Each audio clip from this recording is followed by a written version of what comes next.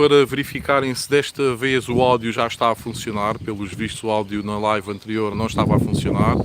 Eu vou fazer aqui a substituição da live, vou começar aqui a falar sobre o tema de hoje. Eu, como tinha referido no vídeo anterior, vou começar a fazer aqui umas lives diárias, falando aqui um pouco sobre o estado das criações aqui no Canaril Santos Costa e sobre as duas raças que eu crio aqui no Canaril, ou seja, o Canário Gloucester e o Canário London Fancy. Irei começar no vídeo de hoje por falar aqui sobre o Canário London Fancy, falando aqui um pouco sobre a sua história e sobre o seu desenvolvimento até aos dias de hoje. Pedi apenas que me referissem se efetivamente o áudio já está audível, se já conseguem me ouvir. Peço antes de mais esse feedback da vossa parte. Lamento imenso o ocorrido pouco, em que aparentemente não estava o áudio aqui a funcionar. Pronto, o Canário London Fancy. Tenho aqui o amigo Edmilson Oliveira a dizer que top, portanto parece-me que o áudio já está audível. O Canário London Fancy, meus amigos. O Canário London Fancy é uma raça de canários das mais antigas que temos conhecimento. Ou seja, juntamente com o Canário Lizard, são as duas raças mais antigas que prevaleceram até aos dias de hoje. Outras raças existiram, mas que se extinguiram com o passar das décadas, com o passar dos séculos. Ninguém sabe concretamente qual a origem do Canário London Fancy, mas julga-se, e também como no Canário Lizard, que tenham sido os hugonotes, que eram refugiados católicos, que fugiram de França, exilando-se em Inglaterra, e muitos deles, nomeadamente, na cidade de Londres. Ou seja, trouxeram essas raças para a Inglaterra e foram os ingleses que depois acabaram por dinamizar e dar a conhecer ao mundo essas duas raças. Não é por nada que hoje em dia são consideradas duas raças de porte inglesas. Pronto, o Canário London Fancy, bem como o Canário Lizard, têm uma ligação genética muito próxima, sendo que ninguém sabe ao certo se foi o Canário London Fancy que deu origem ao Canário Lizard, se foi o Canário Lizard que deu origem ao Canário London Fancy, ou se existiu alguma raça ancestral anterior a essas duas que deram origem a ambas. Na altura, quando os hugonotes vieram para a Inglaterra, deram a conhecer essas duas raças, sendo que a raça London Fancy era muitíssimo mais criada do que a raça Lizard. Isto muito provavelmente devido à dificuldade em conseguir obter espécimes clássicos, espécimes que obedeciam àquele padrão que nós estamos habituados a ver no Canário London Fancy, em que todo o corpo fica totalmente lipocrómico, ou seja, revestido de penas claras, e apenas as zonas de marcação, as penas da cauda e as penas das asas, é que efetivamente ficam melânicas, completamente com pena escura. O que é que aconteceu? Na altura, e devido à dificuldade de conseguir tirar espécimes clássicos, ou seja, um espécime clássico é um espécime totalmente lipocrómico, excepto nas zonas de marcação, pois tiravam-se muitas aves spangleback, ou seja, aves malhadas, aves em que efetivamente poderão ficar amarelas, mas com muitas riscas melânicas no decorrer do corpo, um pouco à imagem do Canário Lizard, e outra parte ficavam aves 100% melânicas. Independentemente depois do término da muda da pena, as aves continuariam a ser aves melânicas. E talvez devido a essa dificuldade, os criadores ingleses na altura começaram a cruzar os canários London Fancy com outras raças, por forma a tentar obter o maior número possível de espécimes London Fancy clássicos. Essa experiência não correu bem, correu mal, infelizmente, ou seja, acabou por cada vez cortar mais a vitalidade do sangue do Canário London Fancy e dessa forma começaram a desaparecer cada vez mais espécimes London Fancy dos canaris dos criadores ingleses. Esta situação acabou por terminar no início do século XX com as duas guerras mundiais. As duas guerras mundiais vieram provocar muitos bombardeamentos, nomeadamente à cidade de Londres, principalmente no decorrer da Segunda Guerra Mundial, tendo dizimado os poucos canaris que ainda existiam de criadores de canários London Fancy, levando mesmo à sua extinção. ou seja, o canário London Fancy, acabou por estar extinto desde ali da década de 40, mais ou menos, do século passado, até ao final do século passado, inícios deste século. Os criadores ingleses tentaram, durante várias décadas, de diferentes formas, ressuscitar novamente a raça London Fancy, sempre sem êxito. Ou seja, os ingleses acabaram por nunca conseguir trazer novamente a raça London Fancy à vida. Por coincidência, e por vezes é extremamente importante este tipo de situações, foi alguém que nada tinha a ver com canários, era um criador de aves efetivamente, era criador de fauna, de aves de fauna europeia e criador de exóticos, um holandês, o Sr. Peter Randers, que ficou curioso com a história e o fenómeno do canário London Fancy. E foi ele que acabou por, através de experiências que decorreram durante cerca de uma década, conseguir ressuscitar a raça. Ou seja, ele para o efeito acabou por usar canários lizard, os quais cruzou com canários de cor ágata. Portanto, lá está, mais uma vez, a proximidade genética do canário London Fancy com o canário lizard é enormíssima, tem um grau de parentesco mesmo muito grande. E passado cerca de uma dezena de tentativas, houve um determinado ano em que, numa determinada postura, ele conseguiu tirar um canário London Fancy que, após terminar a muda, se aparentava bastante aos canários London Fancy ancestrais. Pronto, essa foi uma situação que ocorreu por sorte ou não, por conhecimento genético ou não, acabou por ocorrer. Portanto, todas as aves London Fancy que nós hoje atualmente conseguimos verificar, seja em direto, no live, nas exposições, seja através de vídeos, seja através de fotos, são todas descendentes dessa primeira ave que o criador Peter Randers conseguiu tirar. Deixem-me só ver aqui os comentários, por favor. Luís Pereira, bom dia, meu amigo, show, estamos juntos, sempre forte abraço, sucesso aí para você. Obrigado, meu amigo Luís Pereira, obrigado por estar a assistir. Edmilson Oliveira, ok, obrigado, amigo, muito obrigado. Voltando aqui à situação, ele acabou por conseguir criar um espécime, cruzou esse espécime com alguns meios-irmãos, com outros espécimes muito equivalentes àquele e conseguiu fixar a característica genética de a ave passar do fenómeno chamado do escuro para o claro, sendo que a raça acabou por ser homologada há cerca de 3, 4 anos, é uma raça novamente oficial, ou seja, passado quase 100 anos da raça estar extinta, a raça acabou por vingar e por surgir novamente no panorama da canaricultura mundial. Existem muitos poucos criadores ainda de canários London Fancy. O meu objetivo também passa um bocadinho por tentar com que cada vez existam mais criadores portugueses, europeus, mundiais. Este é o objetivo para evitar que a raça passe novamente por aquela situação de ter-se extinto e praticamente íamos perder aqui uma história brutal desta raça, não é? Que passou por tantas dificuldades e por tantas situações e evitar que deixemos que a raça desapareça novamente. Eu penso que não, penso que já existem alguns criadores europeus. No continente americano não tenho ainda conhecimento que existam alguns criadores, nem na Ásia, nem na África, mas na Europa já existem bastantes criadores, alguns em Portugal, como eu, mas já existem também alguns em Espanha, em Itália, na Bélgica, na Holanda, na Alemanha. Portanto, eu penso que a coisa está bem encaminhada e que desta feita não vamos deixar o canário London Fancy morrer novamente.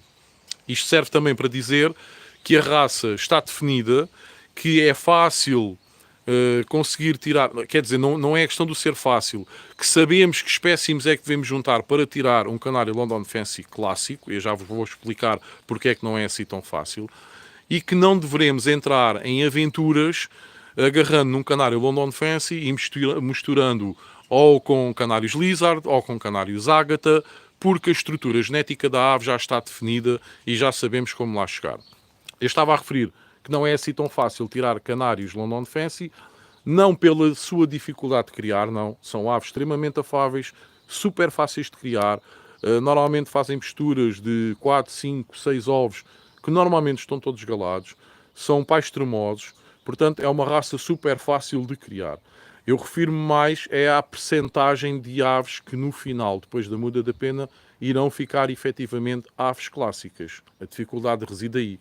Uma vez que cerca de 50% da descendência que nós tiremos irão ficar aves melânicas, ou seja, depois de terminada a muda da pena, as aves não irão transformar-se, irão manter-se melânicas, sejam melânicas verdes, sejam melânicas cinzentas ou azuis, irão ficar sempre assim.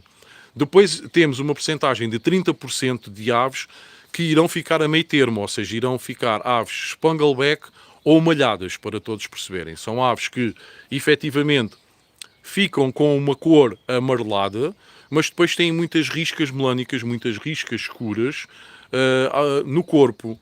Portanto, são aves spangleback e que no momento na Europa, na COM mundial, não são possíveis de expor. Na COM UK, ou seja, em Inglaterra, já existem classes nas exposições para expor aves spanglebacks, mas aqui ainda não, meus amigos.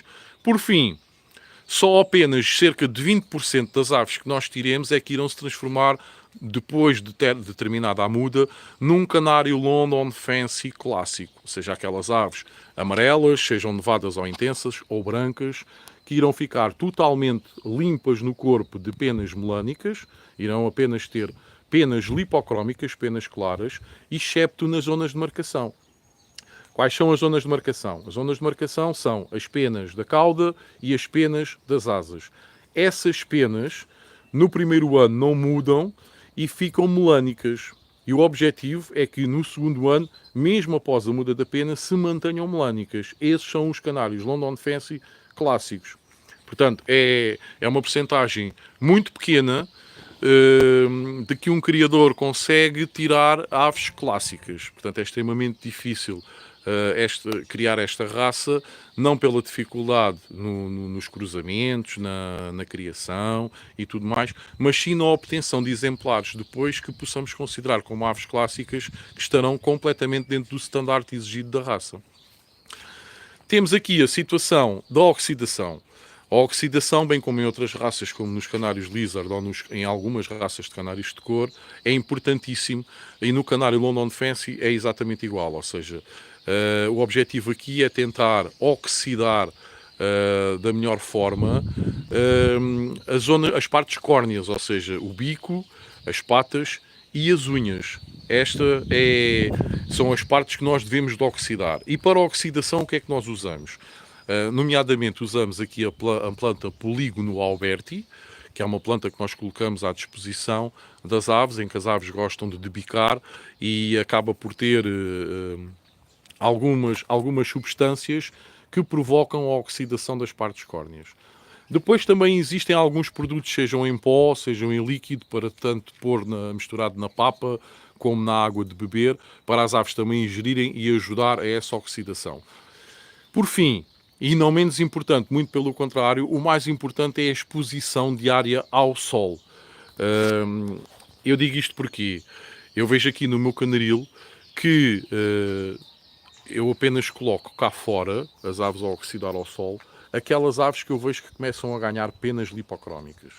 Essas aves agarro-as, tiro-as das vadeiras e coloco-as numa gaiola com cerca de 1 metro, como vocês estão a ver aqui atrás de mim, com cerca de 1 metro de comprimento, e coloco-as cerca de 30 minutos a 1 hora diariamente ao sol. Sempre que está sol, meto-as um bocadinho cá fora. E estas aves acabam por oxidar as partes córneas, e aquelas aves que eu tenho dentro do canaril, porque ficam lá porque eu não vejo penas lipocrómicas a surgirem, portanto, tomo de princípio que irão ser aves melânicas, ficam lá dentro, recebem a mesma dieta, recebem a planta Polígono alberti, recebem esses produtos em pó, em líquido, tanto na água de beber como na papa, e não oxidam as partes córneas. Ok? Portanto, o sol, a meu ver, é o fator mais importante para uma boa oxidação das partes córneas das aves. Eu vou agora virar a câmara e vou-vos mostrar aqui um pouco estas aves que eu tenho aqui a oxidar, ok? E vou continuar a falar aqui um bocadinho sobre o tema. Pronto, eu uso este tipo de gaiolas, como vos estava a dizer, gaiolas com cerca de 1 metro de comprimento, e sempre que eu detecto que uma determinada ave que está na voadeira começa a ganhar algumas penas lipocrómicas, eu agarro nas aves e automaticamente coloco-as numa gaiola que possa diariamente agarrar, transportar e colocá-la aqui, cá fora, no exterior, em contacto com a luz solar, para as aves estarem a ser oxidadas durante cerca de 30 minutos, uma hora. Para o criador se aperceber de quais os espécimes que começam a pintar, normalmente nós temos de procurar as primeiras penas lipocrómicas na zona dos ombros e à volta do bico, na zona da cara. Normalmente são as primeiras penas lipocrómicas que surgem no canário London Fancy, aparecem nesses locais, nos ombros e à volta do bico. Depois, com o decorrer da muda, as aves cada vez vão perdendo mais as penas melânicas e vão sendo substituídas por penas lipocrómicas. Eu neste momento tenho aqui cerca de 15 aves dentro desta gaiola. É normal que com o decorrer do início da muda da pena, algumas das aves que eu tenho lá dentro comecem também a pigmentar-se lipocromicamente e que eu tenha depois de encher outra gaiola destas com mais aves para pôr aqui. E vocês perguntam, então mas todas estas aves que aqui estão irão se transformar em canários London Fancy clássicos? E eu digo não. Eu não tenho como saber, apenas no final da muda é que eu irei conseguir perceber quantas destas aves se irão transformar efetivamente em aves clássicas e quantas dessas aves irão ficar a meio caminho, ou seja, irão ficar aves Spangleback ou malhadas. Portanto, isto é tudo um enigma, meus amigos. A magia de um bocadinho do canário London Fancy e também a dificuldade em conseguir ter espécimes de qualidade passa um bocadinho também por aqui. Isto é sempre uma incógnita que o criador tem, independentemente de fazer os melhores cruzamentos possíveis para tentar obter o máximo de espécimes clássicos, mas é sempre extremamente difícil conseguir obter. Amiga de Milson Oliveira, amigo, estou apaixonado por essa raça, vai-me ceder mais um casal. Amigo, depois de terminada a muda da pena, eu já tenho aqui variadíssimas reservas, nós falamos e depois, se for o caso, o amigo passará aqui como passou aqui no ano passado, ok, amigo? Claro que sim, uma porta está sempre aberta para o amigo. Pronto, relativamente aqui aos cruzamentos dos casais, para conseguir tirar os espécimes com uma melhor qualidade. Os melhores cruzamentos são aqueles que são feitos por uma ave clássica, um canário London Fancy clássico, com uma ave Spangleback. Nós nunca devemos juntar duas aves clássicas para formar um casal. E vocês perguntam, então mas porquê? Porque se nós juntarmos duas aves clássicas, ou seja, duas aves com o corpo totalmente limpo de penas melânicas e tendo apenas penas melânicas nas zonas de marcação, ou seja, nas penas das asas e nas penas da cauda, a probabilidade é que nasça descendência com algumas penas lipocrómicas nessa zona de marcação. Ok? Isto é extremamente importante para os criadores que estão a começar a criar London Fancy ou que tenham um interesse em começar a criar London Fancies, percebam isto. São os canários Spangleback ou malhados ou as aves melânicas que fixam a característica das aves manterem as penas melânicas nas zonas de marcação, ou seja, nas penas das asas e nas penas da cauda. Se nós juntarmos duas aves clássicas, o que irá acontecer é que uma grande percentagem da descendência irá ter penas lipocrómicas nas zonas de marcação, onde se quer que as aves tenham apenas penas melânicas. Ok?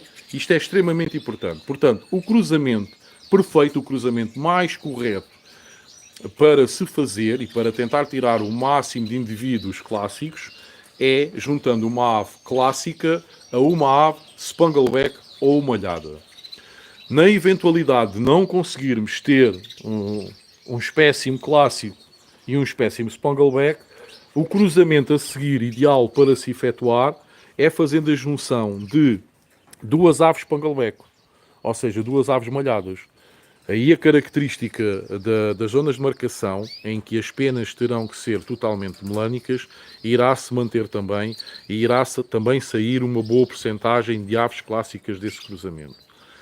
Por fim, outro cruzamento que poderá ser feito é a junção de uma ave clássica com uma ave melânica.